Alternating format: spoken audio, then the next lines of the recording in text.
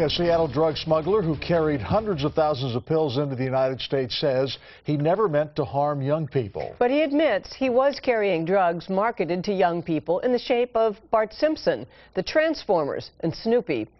James Riggins spoke with Chris Ingalls, who joins us now with this exclusive story. Chris. Well, Gene, Dennis, some parents out there were outraged by the story we brought you on Friday showing a drug ring that peddled cartoon-shaped pills.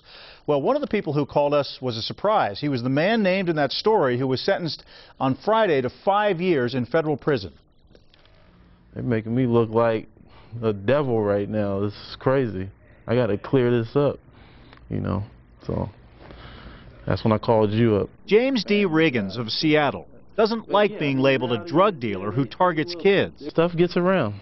That's not my intention for it to get the kids, but, I hope it don't. But look at what Riggins brought across the Canadian border.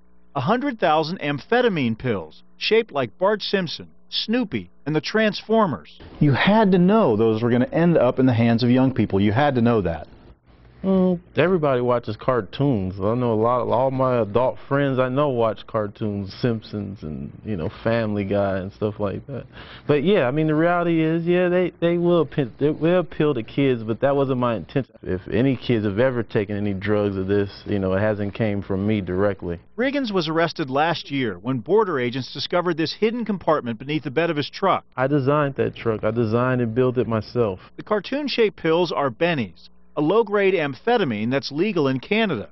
But federal agents believe Riggins smuggled in more potent drugs as well. The feds also claim that they believed you were running ecstasy as well. Is that true? I have no comment on that. The worst thing that happened ever to me in my life, to lose my best friend. Tia Jensen's friend died from an ecstasy overdose. It was the first and only time 16-year-old Danielle McCarthy of Puyallup used the drug. Jensen isn't buying Riggins' argument that he never personally sold drugs to young people. He is responsible because he's the one that's smuggling it into here and who's selling it to people who sell it to kids. I probably did cause heartache and people to become addicts or whatever by my works. Riggins will serve 5 years in federal prison and has some hard-earned advice for those who might follow in his footsteps. Stay out of this game, kids. It won't last. There's nobody that has ever made it through this game. Riggins did not have a previous criminal record, and he says he's a good guy who went bad when his printing business suffered in the lousy economy. In court documents, the feds tell a different story, though. They say he did not have a legitimate source of income, and they believe he played a key part in a large drug network.